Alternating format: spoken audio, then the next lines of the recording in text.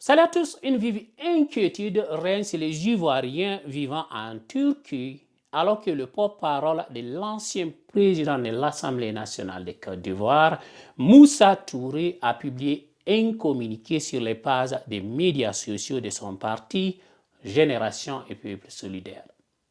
Dans ce communiqué, il affirme que le président du GPS, Guillaume Soro, est sur le point d'être enlevé et extradé de la Turquie vers la Côte d'Ivoire.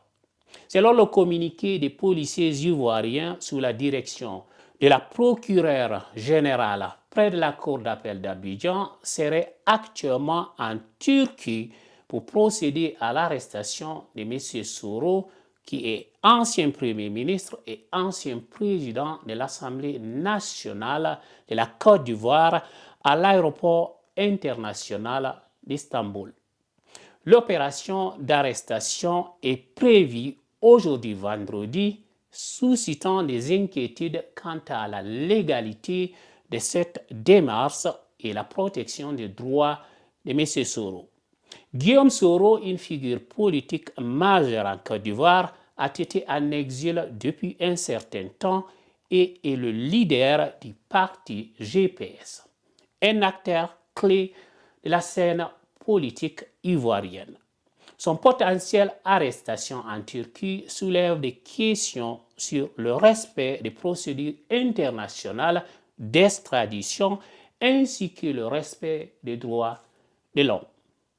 La réaction de M. Touré, porte-parole de Soro Guillaume, s'accompagne d'une condamnation ferme de cette opération qui qualifie d'illégale et arbitraire.